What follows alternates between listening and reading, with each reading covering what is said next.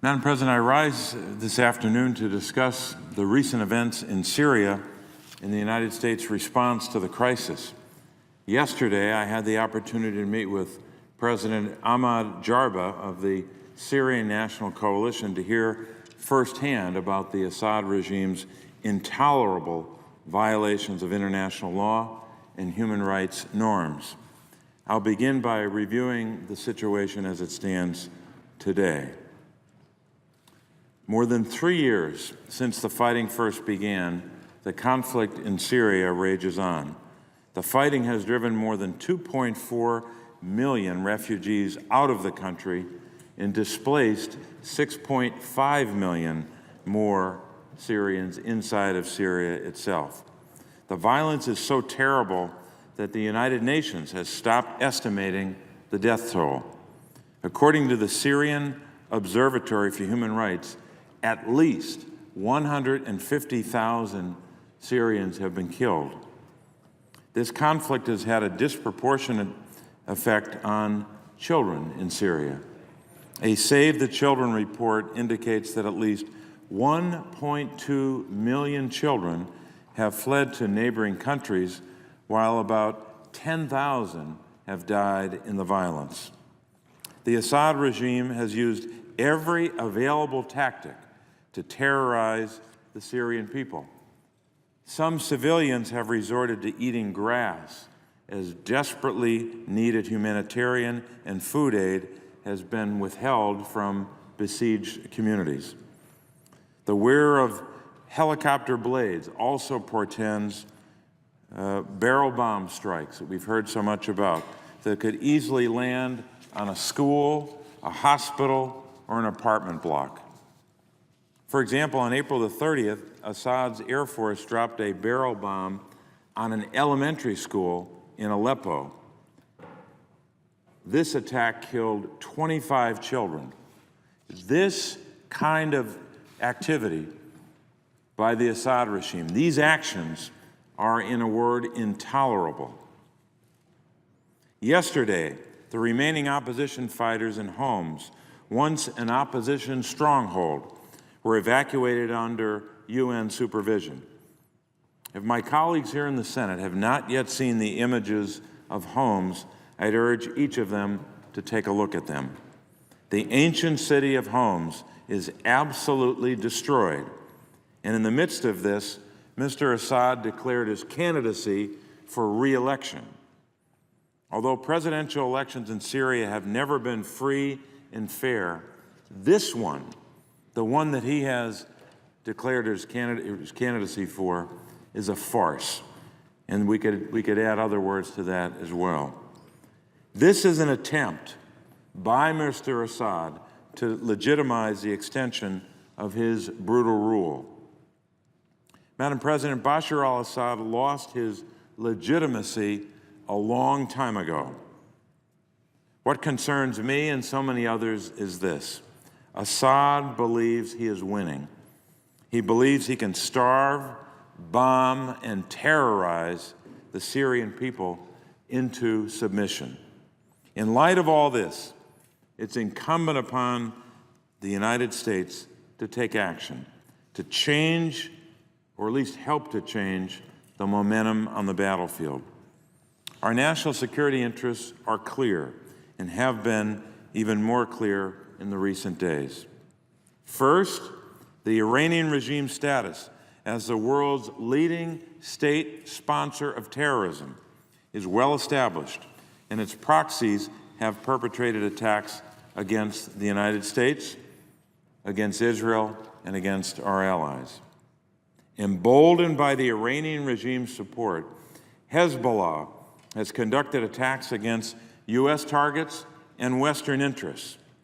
The Assad regime has been an important conduit between Iran and Hezbollah. As such, they're fighting side by side with the regime forces in Syria and providing the regime much-needed supplies and financial assistance. It's also abundantly clear that Russia simply does not share our interests in the region. I guess that's an understatement. Russia's continued to back the regime.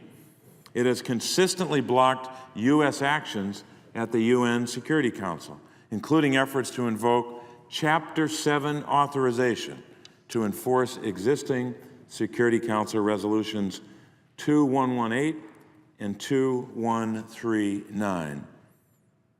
Russia continues to provide the regime material assistance, including ammunition, weapons, airplanes, and spare parts that are keeping the regime afloat. From Syria to Ukraine, it is clear that President Putin's approach to foreign policy is rooted in old Cold War regrets. Madam President, the administration has taken steps to respond to the protracted conflict in Syria. Let me outline a few. First, on chemical weapons. The agreement negotiated last fall has led to the vast majority of the Syrian regime's declared chemical weapon stockpiles being removed from Syria. Taking most of these dangerous weapons off the table was a great step forward. However, I remain concerned about reports that the regime could keep the remaining 8% of those chemical weapons as an insurance policy. Equally, if not more concerning, are indications that the Assad regime retains secret stockpiles of chemical weapons that we cannot account for. Further, the regime's use of chlorine gas attacks to terrorize Syrian civilians demonstrates categorically that Assad will never abide by the spirit of that agreement, even an agreement that has led to that 92% removal. Here's what he won't fully agree to stop using chemical weapons against his own people in clear violation of international law. Second, on humanitarian assistance that the administration has supported efforts to reduce, or to increase and to reduce the suffering. Our State Department and USAID must be commended for mobilizing a tremendous aid effort. American taxpayers have contributed over $1.7 billion in humanitarian assistance, both inside of Syria and in its neighborhood. This important assistance has fed, clothed, vaccinated, and sheltered Syrians displaced by the fighting. However, the humanitarian crisis remains, as David Miliband put it, quote, a defining humanitarian emergency of this century, unquote. So much more remains to be done just on the humanitarian challenge in and of itself. Since the beginning of this conflict, I've been calling for a more robust response by the United States. Yesterday, when I met with Mr. Jarba, the president of the Syrian National Coalition, while we discussed the situation in Syria, and while we know this issue is terribly complicated, his bottom line message to me, and he'll, I'm sure, be saying this to other American officials as well, here's what his message was, and it was very clear. Without significant support from the United States of America, the fighting will continue and a potential solution will not be reached. We must act to change the battle's momentum and to fundamentally shift Mr. Assad's calculus. So long as he believes that there are no real consequences for his actions, he will continue to defy the UN Security Council. As such, and because of this, I've sent a letter to President Obama today which asked him to consider some next steps.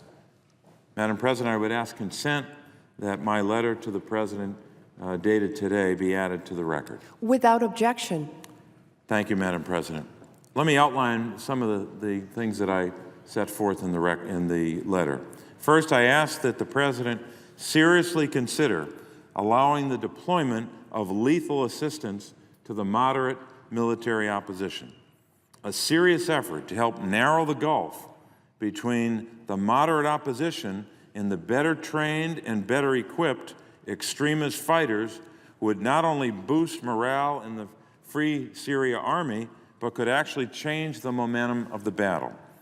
Yesterday, President Jarba expressed his commitment to continuing to fight extremist forces.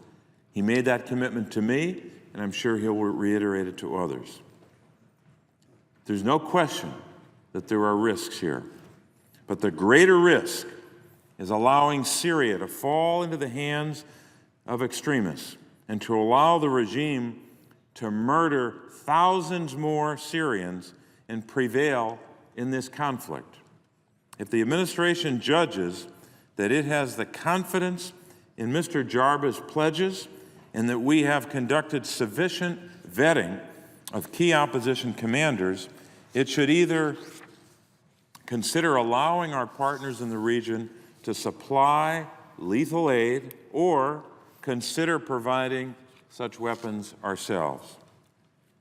I have not and will not advocate for American boots on the ground in this conflict. But giving moderate opposition forces the assistance they need to stem Assad's reign of terror and drive back foreign extremist fighters is in our national interest. Second, my letter urges President Obama to resume the push for a Chapter 7 authorization at the United Nations. Getting Russia to agree to UN Security Council resolutions 2118 and 2139 was a difficult task, far more difficult than it should have been, considering that international law is clear about the deployment of chemical weapons and the use of humanitarian assistance as a tool of war. Enforcement of these resolutions is critical. If Assad does not make good on his commitment to turn over 100%, not 92%, 100% of his chemical weapons caches, there should be consequences. If he continues to starve and barrel bomb Syrian children, there must be consequences. Pressing for a Chapter 7 authorization would help to put Mr. Putin and Mr. Assad to their, help to hold both of them, I should say, to their commitments. It would also pave the way for the UN to ramp up its cross-border humanitarian assistance, which is desperately needed inside of Syria. Madam President, when we met yesterday, President Jarba was clear. There will be no momentum behind a political solution until the momentum on the battlefield changes. I've believed that for a long time. The United States has an opportunity here not only to help end the suffering in Syria, but to send a strong message to those that support the Assad regime, including Russia, Iran, and Hezbollah. I strongly urge the administration to consider the high stakes of allowing this conflict to continue unabated, and I ask the administration to strongly consider supporting a more substantial effort to properly train and equip the moderate Syrian opposition so they can reject extremist forces, defeat the regime, and begin to rebuild Syria. Madam President, I would yield the floor.